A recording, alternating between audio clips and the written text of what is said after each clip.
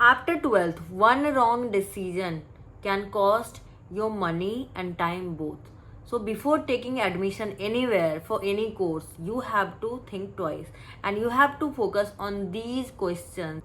You have to ask yourself these questions. The first one is know your career goal. आपको आपका लक्ष्य पता होने चाहिए कि आपको फ्यूचर में क्या करना है. क्या आपको इंजीनियर बनना है, क्या आपको डॉक्टर बनना है, क्या आपको किसी आईटी फर्म को ज्वाइन करना है, क्या आपको मैनेजमेंट में जाना है, क्या आपको बिजनेस करना है, क्या आपको लॉयर बनना है, क्या आपको गवर्नमेंट ऑफिसर बनना है.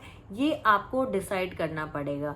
आप कोई भी कोर्स लॉन्ग टर्म के लिए करना चाहते हैं, शॉर्ट टर्म के लिए करना चाहते हैं, ये आपको डिसाइड करना पड़ेगा. उसके बाद ही आप एडमिशन ले ताकि आपका फ्यूचर सिक्योर रहे.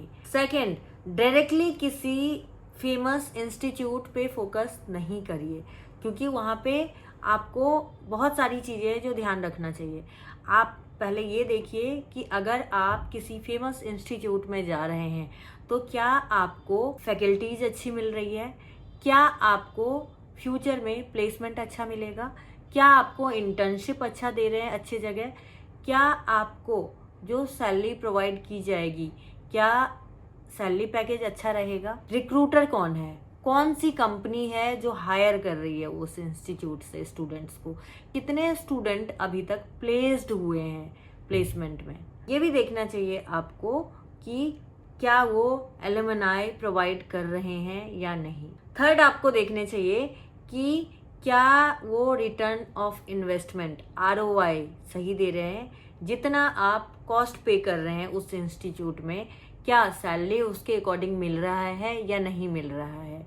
क्योंकि बहुत सारे ऐसे इंस्टीट्यूट है जिसमें आप पे तो बहुत ज़्यादा करते हैं बट अगर बात आती है सैलरी की प्लेसमेंट के बाद तो वो बिलो एवरेज चला जाता है. तो वो नहीं होने चाहिए, ये आपको ध्यान रखना पड़ेगा. नेक्स्ट आता है प्लेसमेंट. प्लेसमेंट के लिए आपको कंफर्मेशन पहले लेने चाहिए कि अगर आप एडमिशन लेते हैं और आप पास आउट करते हैं, डिग्री लेते हैं वहाँ से, तो आपको कौन कौन से वहाँ पे कंपनीज है जिसमें रिक्रूट किया जाता है एंड आपका प्लेसमेंट जब होगा तो प्लेसमेंट पे एवरेज पैकेज क्या प्रोवाइड कर रहे हैं. Because 100% placement is not 100% placement. ध्यान रखना, 100% प्लेसमेंट इज नॉट 100% प्लेसमेंट. क्यों?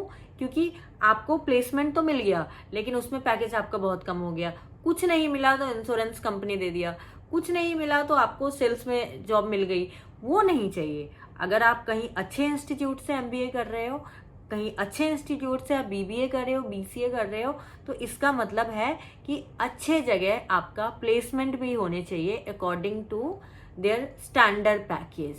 तो ये भी आपको ध्यान रखना है. नेक्स्ट जो आपको ध्यान रखने वाली चीजें है वो है कि अदर करियर ऑप्शन. आपको ये भी देखना है कि क्या ये इंस्टीट्यूट इंटीग्रेटेड कोर्सेज दे रहे हैं या नहीं. बिकॉज बहुत सारे ऐसे इंस्टीट्यूट है जो इंटीग्रेटेड कोर्सेज प्रोवाइड करते हैं. Let suppose BBA plus MBA, BTech plus MTech ये भी दे रहे हैं. ठीक है, इस तरीके से इंटीग्रेटेड कोर्सेज देते हैं. तो आपको कंफर्म करने चाहिए कि क्या ये सारे कोर्सेज अवेलेबल है. उसके बाद कौन कौन से एंट्रेंस एग्जाम होता है ये भी आपको कंफर्म करना बहुत जरूरी है.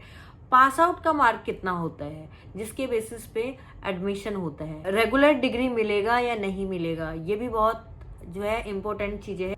ये भी आपको ध्यान रखना है. आफ्टर 12th अगर आप आगे फर्दर स्टडी करना चाहते हैं तो आपको एक और चीज ध्यान रखना है कि अगर आप 1 ईयर का ड्रॉप लेते हैं किसी भी एंट्रेंस एग्जाम के प्रिपरेशन के लिए तो उसका नेगेटिव इम्पैक्ट क्या होगा.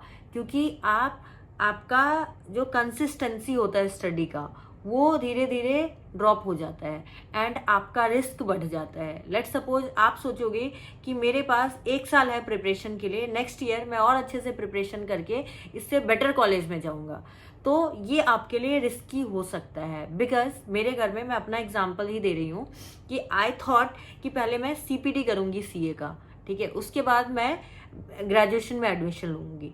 अब क्या हुआ, एंट्रेंस एग्जाम मैं फर्स्ट ईयर तो निकाल नहीं पाई तो उसके लिए मुझे सेकेंड ईयर तक वेट करना पड़ा, जिसके चक्कर में मेरा जो आगे मैं फर्दर स्टडी करना चाहती थी वो डिले होता चला गया. वो भी नहीं हुआ. फर्स्ट ईयर में वो भी डिले हो गया। तो इस चक्कर में आपका स्टडी में कंसिस्टेंसी ना रुके, तो वो भी आपको ध्यान रखना है। इवन आई हैव नोटिस्ड, मेरा भाई नीट का प्रिपरेशन कर रहा था। आफ्टर 12th ही थॉट कि चलो 1 साल मैं नीट का प्रिपरेशन करता हूँ, उसके बाद मैं देखता हूँ अगर नहीं होगा तो डिसाइड करेंगे क्या करना है। 1 साल उसने नीट का एग्जाम दिया, उसका नंबर कम आया, देन ही डिसाइडेड कि 1 साल और मैं प्रिपरेशन करता हूँ, ठीक है। And we had given the chance for another year, and उसमें उसका due to some mishappening वो कर नहीं पाया। Then he took the admission for B pharma. तो यहाँ पे उसके लिए लॉस हुआ 2 इयर्स का, तो वो नहीं करना है आपको। Choose it wisely. आपको क्या करना है, अगर 1 ईयर का आप ड्रॉप लेते हैं तो उसका नुकसान क्या होगा, उसका बेनिफिट क्या होगा, ये सारी चीजें आपको देखना चाहिए। लास्ट है कि अगर आपके कोई सीनियर है, कोई आपको लग रहा है कि आपके नेटवर्क में अच्छा नॉर्मल पर्सन है, आप उससे एडवाइस ले सकते हैं।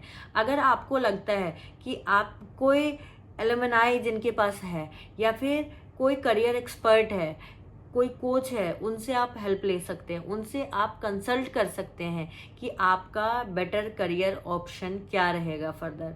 तो ये सारी चीज़ों पे फोकस करना बहुत ज़रूरी है अगर आप 12th कंप्लीट कर चुके हैं और फर्दर स्टडी करना चाहते हैं। ये वीडियो अच्छा लगा हो तो प्लीज़ लाइक एंड सब्सक्राइब जरूर कीजिएगा। Thank you.